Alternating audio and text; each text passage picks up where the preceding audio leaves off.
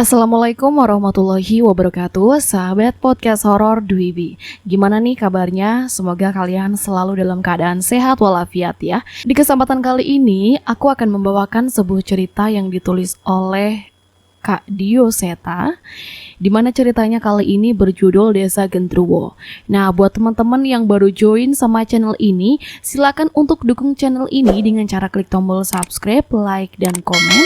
Dan untuk yang sudah setia support channel ini, aku ucapin terima kasih banyak. Semoga rezeki kalian selalu berkah, selalu melimpah, dan selalu diberikan kebahagiaan.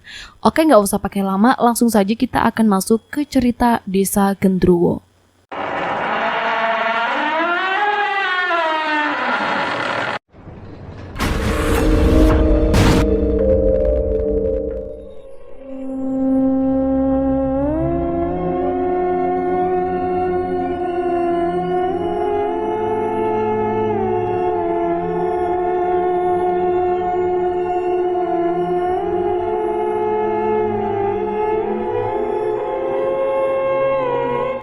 Bayu, di rumah dulu ya sama Mbok Yatmi. Bunga menahan Bayu agar tidak mengikuti kami yang sudah bersiap mencari tahu apa yang terjadi. Tidak seperti awal tadi kentongan itu berbunyi. Semula kentongan itu berbunyi di suara keheningan. Tapi saat kami keluar sudah banyak warga yang penasaran dan datang ke tempat kejadian. Saat mengecek ke pos kampling, warga sudah beralih ke tempat kejadian. Memang aku menyadari sudah ada kerumunan di salah satu sisi desa. Kami pun mengarah ke sana dan mendapati pemandangan yang belum pernah kulihat sebelumnya. Kepala seorang manusia tersangkut di salah satu pohon beringin di pemakaman desa. Aku memutari pohon beringin itu dan mendapati tubuhnya berada di ranting belakang pohon beringin itu. Darahnya masih menetes dari leher yang sudah terpisah dari kepalanya. Beberapa aparat dan perangkat desa sudah mulai berdatangan untuk mengecek lokasi. Garis polisi pun mulai dibentangkan sehingga aku dan warga desa tidak bisa lebih mendekat lagi. Tapi tunggu, aku seperti pernah melihat orang itu. Pakaian yang dia kenakan persis seperti dengan seseorang yang berpapasan dan meminta tolong tadi siang. Aku menutup mulutku saat yakin bahwa kepala itu adalah kepala pria yang berpapasan denganku tadi. Napasku berderu kencang. Apa yang terjadi dengannya? Apa tadi dia bermaksud meminta pertolongan karena ini? Kinan, ayo pulang, jangan lama-lama. Bunga yang melihatku mulai panik segera menarikku dan mengajak pulang. Iya. Kami bertiga pun akhirnya segera meninggalkan keramaian itu. Namun saat hendak menjauh, aku merasakan hal yang aneh. Ada beberapa warga. Mereka tidak bisa melihat jasad itu lagi dan berbalik menatap dengan mata yang tajam ke arah bule.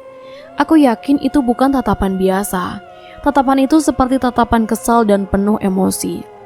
Aku khawatir dengan bule, tapi saat aku menoleh ke arahnya, entah mengapa, samar-samar aku melihat seolah ada sedikit senyuman di bibirnya. Jasad yang tercerai-berai di pohon beringin itu hanyalah permulaan. Tapi mengapa semua keanehan itu seolah mengarah kepada keluarga Kartoswito? Berita tentang warga desa yang mati dengan cara yang tragis sudah menyebar ke seluruh penjuru desa. Beberapa rumah warga sempat didatangi oleh pihak polisi untuk dimintai keterangan. Rumah Pak Lek yang paling besar di desa ini juga tak luput dari kedatangan mereka. Ada warga yang bercerita katanya Pak Surono sempat bersitegang dengan Bapak Kartoswito masalah tanah desa. Apa itu benar? Terdengar suara petugas kepolisian yang tengah meminta keterangan dari ibu. Iya benar Pak, tapi sudah cukup lama. Itu pun kami mengalah setelah dimediasi oleh Pak Kepala Desa. Kami merasa Pak Surono lebih butuh untuk usahanya, balas bule dengan tenang. Pak polisi itu pun mengangguk sembari mencatat keterangan bule. Sementara itu, aku memperhatikan ada beberapa polisi yang memeriksa sekeliling rumah. Mereka mengitari rumah besar ini sembari membawa kamera foto. Namun entah mengapa mereka sama sekali tidak tertarik untuk menuju ke pohon beringin di belakang rumah. Menoleh ke sana pun tidak. Baik Bu, sepertinya keterangannya sudah cukup. Tapi seandainya Ibu atau Bapak mendengar informasi lain, Ibu bisa menghubungi kami ya, ucap polisi itu. Baik Pak, pasti saya kabari kalau ada petunjuk. Tapi apa Bu? Kalau boleh tahu, warga yang bercerita bahwa saya pernah bersitegang dengan Pak Surono itu siapa ya Pak? Dari jauh aku melihat sekilas ekspresi bule sedikit berubah, seperti ada rasa kesal yang disembunyikan. Oh, untuk itu maaf Bu, kami tidak bisa memberitahukan. Begitu ya, baik, saya mengerti. Tidak berapa lama setelah perbincangan itu pun seluruh anggota polisi meninggalkan rumah ini. Aku, Bunga, dan Bayu pun keluar dari tempat mengintip kami dan menghampiri bule. Nanyanya kok begitu, seolah-olah kita pelakunya saja, ucap Bunga dengan nada yang sinis. Gak gitu Bunga, polisi kalau nanya emang begitu. Kalau kita gak salah gak usah takut, balas bule sembari mengelus kepala Bunga. Bayu takut. Takut sama polisinya? Tanyaku. Bayu menggeleng sembari memegang rok yang kukenakan. Bayu takut sama pembunuhnya. Aku pun berjongkok sedikit dan mencoba menenangkan Bayu. Tenang saja, pembunuhnya pasti tertangkap. Pak polisinya hebat-hebat kok. Iya, semoga cepat tertangkap. Bayu pun melepaskan genggamannya dan mulai kembali bermain dengan mainan yang sebelumnya dimainkan sebelum polisi itu datang. Sebenarnya aku sedikit berpikir, apa aku perlu menceritakan tingkah aneh Pak Surono sebelum ia ditemukan meninggal. Tapi kalau itu aku lakukan, pasti akan banyak hal yang merepotkanku dan pasti melibatkan keluarga bule. Aku pun memutuskan untuk tidak menceritakan kejadian itu ke siapa-siapa dan menyimpannya sendiri. Menjelang maghrib, suasana mulai berubah. Aku yang tengah mengangkat jemuran menyadari bahwa desa menjadi begitu sepi. Menurutku wajar saja, masih ada pembunuh di luar sana yang belum tertangkap. Baru jam 6 sore, suara kentongan warga yang tengah melaksanakan ronda mulai terdengar. Hanya merekalah yang diperkenankan keluar kecuali dalam keadaan terdesak. Mbak, sudah mau malam, masuk ke rumah ya?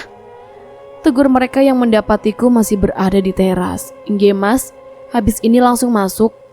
Aku pun mengangkat jemuran terakhirku dan segera masuk ke rumah. Suara kentongan itu terdengar berjalan menjauh. Hanya suara itu yang terdengar di desa saat ini. Suasana di dalam rumah pun ikut terbawa hening. Hanya suara televisi dan kami yang menonton dengan tenang. Tidak banyak hal menarik di malam ini, dan kami pun memutuskan untuk tidur cepat. Mbak Kinan, temenin Bayu tidur ya. Bayu takut, pinta Bayu. Kamu kan sudah SD, masa masih minta dikelonin? Ucap Bunga. Gak apa-apa Bunga, sekali-kali, toh keadaan juga lagi begini, wajar kok, balasku. Aku pun menemani Bayu untuk sikat gigi dan masuk ke kamarnya. Aku mematikan lampu kamar dan menggantinya dengan lampu tidur yang berwarna kuning remang agar Bayu bisa tidur dengan nyenyak. Sudah, ayo tidur, ucapku pada Bayu yang masih berpura-pura memejamkan matanya. Iya, aku memperhatikan Bayu yang sudah memeluk gulingnya. Sementara aku mengambil sebagian sisi kursinya untuk meletakkan badanku. Mbak, Bayu memanggilku tanpa menoleh ke arahku. Kenapa Bayu? Nanti lewat tengah malam, biasanya ada yang datang. Nanti dikasih nampan yang ada di samping lemari saja, ucap Bayu. Aku setengah duduk menatap ke arah Bayu. Datang? Siapa Bayu? Namun dia tetap tidak menengok. Sebaliknya, dia malah terlihat benar-benar sudah tertidur. Apa mungkin Bayu sedang mengigau? Tidak mau ambil pusing, aku pun memilih untuk ikut memejamkan mata dan menyusul Bayu untuk tidur. Sebuah suara mulai mengganggu tidurku. Suaranya seperti suara hewan yang sedang menyenggol benda-benda di kamar. Aku mencoba mengabaikannya dan berharap bisa kembali terlelap. Namun suara itu terus terdengar. Aku sudah mencoba cukup lama, tapi suara itu tidak kunjung menghilang. Pada akhirnya suara itu berhasil membuatku gagal untuk kembali terlelap. Aku pun ingin membuka mata dan mencoba mengusir makhluk itu. Tapi saat itu juga aku teringat perkataan Bayu sebelum ia tertidur. Lewat tengah malam, biasanya ada yang datang. Entah mengapa seketika aku merinding. Aku merasa bahwa sesuatu yang sedang berada di kamar ini bukanlah hewan seperti yang kubayangkan. Sosok mengerikan seperti di atas lemariku pun mulai terbayang di pikiranku. Aku pun memutuskan untuk tetap memejamkan mata dan berharap makhluk itu akan pergi bila aku mengabaikannya. Namun aku salah. Seolah menyadari bahwa aku terjaga, sosok itu mendekat ke arahku. Ada suara geraman yang mendekat dan semakin mendekat ke arahku.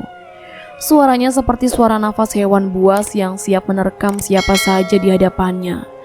Aku tahu, mataku tidak bisa tenang dengan sempurna.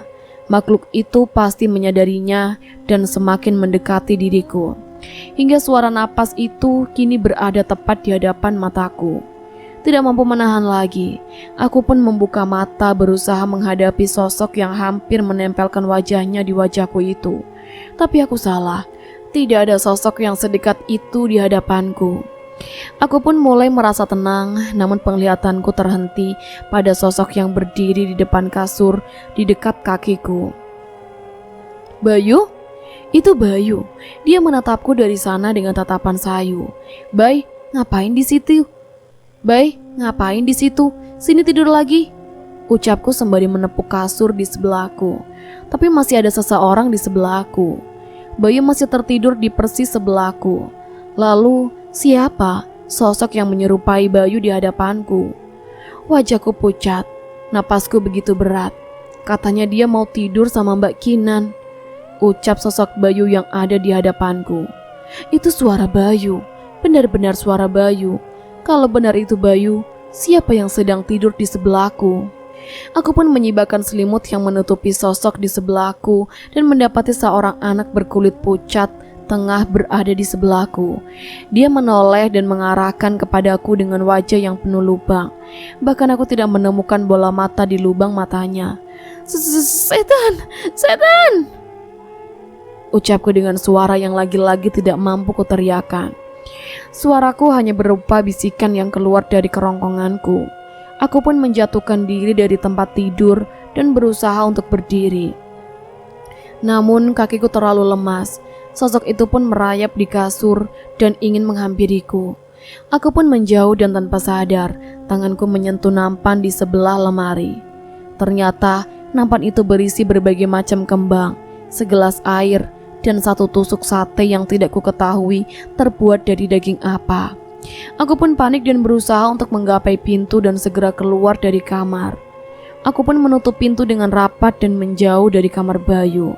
Ku coba untuk mengatur napas untuk menenangkan diriku di ruangan yang juga gelap dan hanya satu lampu kecil yang menyala di ruangan sebesar ini. Aku ingin berlari ke kamar bule dan kamar bunga, tapi aku tiba-tiba cemas dengan keadaan Bayu. Bayu masih di sana, sendiri dengan makhluk itu. Aku menelan ludah sembari mencoba kembali membuka kamar Bayu. Jelas, aku tidak bisa meninggalkan dia sendirian di kamar. Dengan mengumpulkan seluruh keberanianku, aku pun membuka pintu itu dan perlahan sedikit mengintip. Semua terlihat normal. Aku membuka pintu dan masuk ke dalam dan mendapati Bayu masih tertidur di tempatnya dengan posisi yang tidak jauh berbeda dari saat ia pamit tidur tadi. Mimpi. Mungkin saja, tapi semua kejadian tadi serasa begitu nyata. Aku pun memutuskan untuk mencuci wajahku dan kembali tidur di sebelah Bayu dengan menyalakan lampu kamar. Satu-satunya cara terbaik untuk tenang adalah menganggap hal tadi benar-benar sebuah mimpi. Namun saat aku tidur membelakangi Bayu, tanpa sengaja mataku melihat sebuah nampan yang berada di sebelah lemari. Sebuah nampan yang sebelumnya berisi beberapa macam kembang, segelas berisi air, dan satu tusuk sate. Tapi sekarang nampan itu kosong, hanya tersisa sedikit kembang yang berserakan dan tusuk sate yang dagingnya telah habis. Kejadian di kamar Bayu benar-benar membuatku berpikir, apa ada yang salah dengan pikiranku? Ataukah memang ada yang aneh dengan rumah ini? Tapi saat menyadari tidak ada hal buruk yang terjadi padaku dan seluruh keluarga di rumah ini, aku sedikit mengambil kesimpulan bahwa penglihatan itu adalah wujud depresiku atas kehilangan ibu dan ketakutan akan tempat baru. Terbukti semakin lama aku tinggal di tempat rumah ini, hal-hal aneh itu mulai berkurang. Kejadian di kamar Bayu itu sudah berlalu lebih dari sebulan, dan memang tidak ada kejadian aneh lagi setelahnya. Sekarang aku sudah cukup sering bertemu Pak Le, walau sering pergi cukup lama. Tapi saat sedang pulang, dia juga di rumah cukup lama. Dari perbincangan mereka, aku menangkap bahwa Pak Le mempunyai bisnis jenis kontraktor yang harus ia awasi cukup lama. Tidak hanya Bunga dan Bayu, aku pun turut senang setiap Pak Le pulang ke rumah. Walau berkumis tebal dan berjanggut seperti tokoh-tokoh galak, Pak Le begitu baik. Dia benar-benar memperlakukanku seperti Bunga dan Bayu tanpa membedakan. Satu hal yang pasti membuat kami senang. Setiap pulang, Pak Le selalu memberi kami uang. Sesekali aku ingin sekali keluar dan menjajakan uang dari Pak Le. Namun aku merasa semua masakan dan yang disediakan bule sudah jauh lebih enak dibanding saat aku tinggal bersama ibu dulu, hingga tidak ada alasanku untuk jajan. Aku pun memutuskan untuk menyimpan uang dari Pak Le untuk tabunganku ketika sudah bisa mandiri nanti. Hari ini aku terbangun terlalu pagi. Aku pun memanfaatkannya untuk menyapu membersihkan teras dari daun-daun kering yang berguguran untuk mengusir kantukku. Sementara itu, aku melihat Pak Le yang sudah rapi keluar dari dalam rumah. "Lah, Kinan, rajin banget udah bangun," tanya Pak Le sembari mengambil posisi untuk mengenakan sepatunya. "Iya, bangun kepagian, gak bisa tidur lagi. Pak Le mau berangkat." "Iya, ada panggilan mendadak," balasnya singkat. "Bule belum bangun?" "Belum, sudah biarin saja, kan hari Minggu. Kasian kalau dibangunin jam segini." Aku baru tahu, rupanya Pak Le cukup perhatian juga dengan bule. "Aku bikinin kopi dulu ya Pak Le, gak pakai gula kan?" ucapku sembari meletakkan sapuku. "Gak usah Kinan, terima kasih." Pak Le pun berdiri memastikan sepatunya terpasang dengan nyaman. Aku mencium tangan Pak Le dan membukakan pagar, mengantarkan keberangkatan Pak Le dengan mobilnya. Ternyata menjadi orang kaya tidak sepenuhnya menyenangkan. Entah seberapa banyak waktu yang Pak Le habiskan untuk bekerja bila dibandingkan dengan menikmati kekayaannya. Setelah selesai membersihkan teras, aku kembali masuk ke dalam rumah dan bersiap untuk mandi. Bayu dan Bunga masih terlelap. Bahkan saat aku sudah selesai mandi, saat aku hendak menjemur handukku di atas, aku memperhatikan kamar bule setengah terbuka. Awalnya aku berpikir bahwa tadi Pak Le lupa menutup pintu kamarnya. Tapi saat lewat di depannya, aku melihat sesuatu yang janggal. "Pak, masih pagi?" Terdengar suara bule mengeluh dengan suara yang manja. Bule hanya mengenakan daster putih tanpa lengan seatas lutut. Dia terlihat gelisah menggerakkan tubuhnya. Aku pun menggeser penglihatanku dan mendapati ada orang lain di kamar itu. Itu Pak Le. Aku sedikit menahan napas melihat adegan yang tersaji di depan mataku.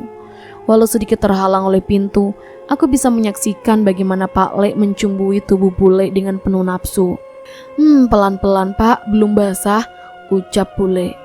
Namun Pak Le malah dengan kasar memegangi tangan bule dan memaksanya. Dia mengangkat sedikit daster yang dikenakan oleh bule dan mulai menikmati bagian inti milik bule. Bule yang awalnya merasakan kesakitan pun perlahan mulai menikmati itu dan seolah kesulitan menahan diri. Dia pun melampiaskan kenikmatannya melalui desahannya. Aku mulai merasa bersalah melihat pemandangan itu dan ingin segera meninggalkannya. Tapi bukankah Pak Le sudah berangkat sejak subuh? Apa ia kembali lagi? Sebelum pergi dari tempat itu, aku kembali sedikit menoleh ke arah mereka. Dan tiba-tiba Pak Le menoleh ke arahku.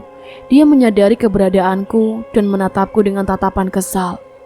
Aku pun segera pergi dan meninggalkan mereka untuk melanjutkan tujuanku menjemur handuk.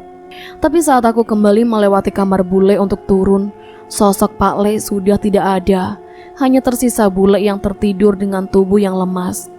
Aku pun berjalan dengan sedikit cepat ke bawah dan mengecek ke garasi mobil. Dan mobil Pak Le tidak ada. Tidak mungkin Pak Le meninggalkan bule dan pergi lagi dengan mobilnya secepat itu. Lantas, apa itu tadi? Siapa sosok yang berhubungan dengan bule?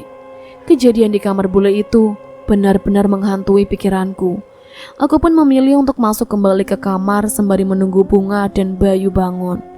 Satu sisi aku terbayang-bayang tatapan marah Pak Le yang terasa menyeramkan itu. Tapi satu sisi, entah mengapa, aku merasa menikmati pemandangan itu. Apa ini pengaruh hormonku yang mulai tumbuh, atau ada pengaruh lain dari tempat itu? Aku tahu dengan jelas bahwa apa yang kurasakan salah. Beberapa kali aku memukul-mukul pelipisku yang mungkin saja bisa membuatku berpikir lebih jernih. Namun yang ada hanya rasa sakit yang menggantikan kebingunganku pagi ini. Bunga mengetuk pintuku dan mengabari bahwa Mbok Yatmi sudah selesai memasak dan mengajakku untuk sarapan. Di meja makan, Bayu sudah menunggu di sana sembari memainkan mobil-mobilannya di meja makan. "Tuh, rajin kayak Mbak Kinan, jam segini sudah mandi," ucap Mbok Yatmi.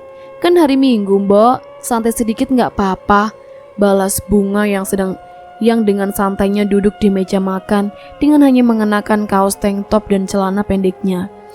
"Yang menyapu teras kamu juga kan, Kinan?" tanya Mbok Yatmi. "Iya, Mbok, daripada bingung mau ngapain." "Matur nuwun yo, Mbok jadi bisa langsung masak." "Iya, Mbok." Terdengar suara langkah kaki menuruni tangga. Bule turun ke bawah dengan rambut yang basah dan daster yang lebih panjang. "Pak Ale sudah berangkat ya?" tanyanya. "Iya, Bule, tadi ketemu sama Kinan," jawabku sembari terbayang kejadian tadi. Aku ingin bertanya tentang keberadaan Pak Le yang aneh tadi, tapi itu artinya sama saja aku mengakui bahwa aku mengintip mereka berdua tengah berhubungan intim. "Pak Le berangkatnya persis habis subuh," ucapku lagi sembari berharap Bule bisa meraba maksudku. "Subuh? Bukan barusan?" Kali ini Bule mengernyitkan dahinya menatapku. Iya, Bule, pas Kinan lagi nyapu teras. Coba saja tanya Pak Le," balasku dengan mantap. "Gak mungkin, tadi kan Pak Le habis." Bule tidak melanjutkan ucapannya. Jelas, wajah Bule terlihat cemas. Ia pun mengurunkan niatnya untuk makan bersama kami dan naik ke kamarnya lagi. Dari kegelisahan Bule, aku mengambil kesimpulan bahwa ada sesuatu yang salah dengan kejadian tadi. Terdengar suara benda yang menghantam jendela rumah. Suaranya begitu keras dan mungkin saja bisa memecahkan kaca bila mengenai titik yang tepat. Spontan kami pun keluar mencari tahu asal suara itu. Saat mengintip keluar, ada seseorang yang tengah menggenggam batu dan bersiap melempar lagi. "Jangan keluar, bahaya!" tahan Bule. Kami pun menurut, sementara Bayu gemetar ketakutan di belakangku. "Kartoswito, tidak usah pura-pura. Kau yang bertanggung jawab atas kematian Sarono," teriak orang itu. Ucapan itu sontak membuat kami bingung. Bagaimana orang itu bisa menuduh Pak Le sementara Pak Le sedang di luar kota? Lagi pula cara kematiannya terlalu tidak mungkin untuk dilakukan orang seperti Pak Le. Bule pun sedikit mendekat dan menatap tajam orang itu. "Itu Pak Kasto. Aku bisa mengetahuinya dari suara dan apa yang kulihat dari sini. Dia memang tidak dekat dengan keluarga Pak D dan cenderung seperti sedang menatap sinis. Entah ada masalah apa di antara mereka." Namun, Bule terus menatap Pak Kasto dengan tatapan penuh kebencian. "Bu, kalau Pak Kasto begitu lagi gimana? Kalau kita berpapasan di jalan gimana?" Bunga yang pagi ini ingin berangkat sekolah merasa khawatir dengan kejadian kemarin. "Ibu sudah bilang ke Pak RT dan Pak Kades kemarin. Dia sudah didatangi dan berjanji tidak akan mengganggu keluarga kita," ucap Bule. "Benar, Bu. Iya, sudah sana berangkat." Aku memang sedikit khawatir, namun karena aku tidak tahu bagaimana sebenarnya hubungan antara Pak Kasto dan keluarga ini, aku tidak sekhawatir Bunga. Memang saat berangkat, kami tidak menghadapi masalah apapun. Namun saat aku pulang, aku benar-benar berpapasan dengan Pak Kasto. Langkahku terhenti saat melihat Pak Kasto. Dia menatapku dengan tajam. Aku pun berjalan lambat dan menunggu ada orang lain yang lewat agar saat melewati Pak Kasto, aku tidak sendiri. Beruntung ada beberapa ibu-ibu yang berjalan di belakangku. Aku pun menyamakan langkahku dengan mereka dan melanjutkan berjalan. "Sebaiknya kau cepat-cepat pergi sebelum terlibat lebih jauh dengan keluarga terkutuk itu," ucap Pak Kasto tepat saat aku melewatinya. Aku tidak begitu menghiraukannya dan mempercepat langkahku. Saat sudah menjauh, baru aku berani menoleh dan memikirkan apa yang dia katakan. Keluarga terkutuk. Walau ingin mencoba tidak menghiraukannya, tapi kata-kata itu terus muncul di pikiranku. Sesampainya di rumah, aku menceritakan kejadian di jalan kepada Bule. Aku memang tidak mengatakan apa yang diucapkan Pak Kasto. Tapi Bule yang khawatir segera meminta tolong Mas Pugu untuk menjemput Bunga dengan motornya. Menjelang maghrib aku meninggalkan kamar dan mendapati Pak Le sudah pulang ke rumah. Aku ingin menghampiri Pak Le untuk mengucap salam. Namun aku terhenti dengan suasana aneh di meja makan. Bule dan Pak Le tengah berbicara dengan serius. Sementara itu Mbok Yatmi masih berada di dapur dengan mempersiapkan sesuatu. Awalnya aku menduga dia menyiapkan makan untuk Pak Le, tapi aku salah. Pak Le menyiapkan sesuatu di nampan bambu. Ada beberapa jenis kembang dan selembar kain kafan kecil. Pintu kamar Bayu sedikit terbuka. Dia melihatku dari dalam dan memberi isyarat dengan menggelengkan kepalanya, seolah memberitahuku agar tidak mendekat ke Pak Le dan Bule. Aku pun melangkah dengan hati-hati menuju ke kamar Bayu dan menutup pintunya perlahan. "Bayu, kamu tahu mereka lagi ngapain?" tanyaku sembari berbisik. "Nggak tahu, tapi kalau bapak dan ibu lagi ngomong serius dan ada Mbok Yatmi, mereka nggak mau diganggu," jelas Bayu. Aku pun teringat dengan benda yang disiapkan oleh Mbok Yatmi. "Terus itu Mbok Yatmi bikin apaan? Buat di kamar kamu?" tanyaku. "Bukan, yang itu isinya lebih banyak." Bayu nggak mau tahu, takut, jawabnya. Sayangnya ucapan Bayu malah membuatku semakin penasaran. Saat makan malam aku bersikap seolah tidak melihat percakapan mereka tadi. Kami hanya berbicara tentang kejadian di sekolah dan tidak membahas tentang Pak Kasto. Bayu takut kalau rumahnya dilemparin lagi. Sesekali saat Bayu membicarakan tentang Pak Kasto, padahal aku dan Bunga berusaha untuk tidak membahasnya. Namun Pak Le hanya mengelus kepala Bayu dan menenangkannya. "Tenang saja, besok Pak Kasto sudah tidak bisa mengganggu kalian," jawab Pak Le sembari tersenyum. Besok hari libur, mungkin saja Pak Le ingin langsung bertemu dengan Pak Kasto bersama perangkat desa yang menengahinya.